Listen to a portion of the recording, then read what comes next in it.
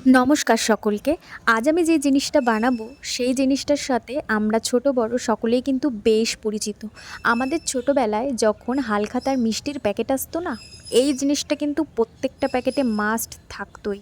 আর মিষ্টির শিরাগুলো লেগে এটার টেস্ট কিন্তু একদম অন্যরকম হয়ে যেত। তো এটার জন্য আমি 2 কাপ ময়দা নিয়ে নিয়েছি, সেটাকে একটু চালনি দিয়ে চেলে নিয়েছি। আর তাতে দিয়েছি 1/4 টিস্পুন নুন, 1/4 টিস্পুন কালো জিরে আর 1/4 টিস্পুনের থেকে একটু বেশি সাদা তেল দিয়ে ভালো করে এটাকে ময়াম দিয়ে নিতে হবে। দেখো ঠিক এমনভাবে যাতে আমরা যখন হাত দিয়ে চেপে ধরবো এটা যেন দলা পেকে যায়, ঠিক এরকমভাবে। তারপর অল্প অল্প করে জল দিয়ে এটাকে মাখতে হবে। একবারে বেশি জল দেওয়া যাবে না, অল্প অল্প করে দিতে হবে কিন্তু। আচ্ছা তোমরা বলো তো, কেউ আন্দাজ করতে পারলে নাকি আমি কি বানাচ্ছি?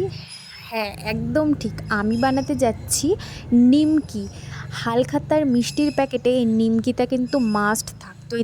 আর বাকি মিষ্টিগুলোর রস লেগে এটার কিন্তু একটা অন্যরকম টেস্ট হতো।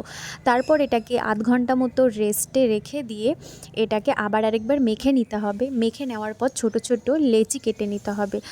আমি ছোট বড় দুরকম সাইজ মিশিয়েই করেছিলাম, তাই কিছু কিছু লেচি ছোট, কিছু কিছু লেচি একটু বড় কেটেছি। তোমরা তোমাদের ইচ্ছে মতো সাইজে লেচি করে নেবে। আর এটা ঠিক কিভাবে বেলতে হবে এটা কিন্তু ভালো করে দেখে নাও।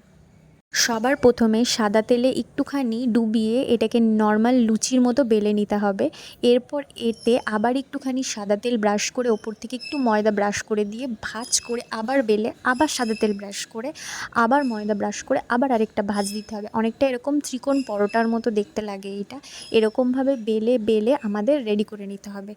আরেকটা টুইস্ট আছে ভিডিওতে, আমি কিন্তু নিমকির সাথে একদম কুচো নিমকিও বানাচ্ছি। একটুখানি ময়দা আমার কাছে এক্সট্রা ছিল, তো আমি ভাবলাম এটা দিয়ে একটু কুচো নিমকি বানিয়ে দিই।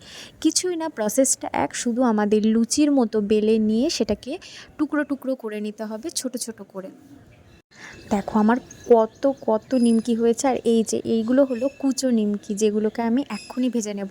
আর নিমকি ভাজার জন্য তেল কিন্তু একদম বেশি গরম করা যাবে না, হালকা হালকা গরম যখনই হবে তখন আমাদের নিমকিগুলো ছেড়ে দিতে হবে।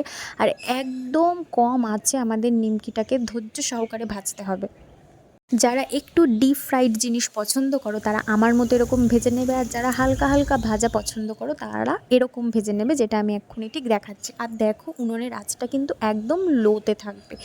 আর এরপর কি, এরপর গরম গরম সার্ভ করে নাও, অতিথিদের দাও। আর এটা কিন্তু বেশ অনেক কয়েকদিন স্টোর করে রাখা যায়। আর তোমরা চাইলে এই নিমকিগুলো চিনির শিরার মধ্যেও ডুবিয়ে নিতে পারো, অসাধারণ লাগে।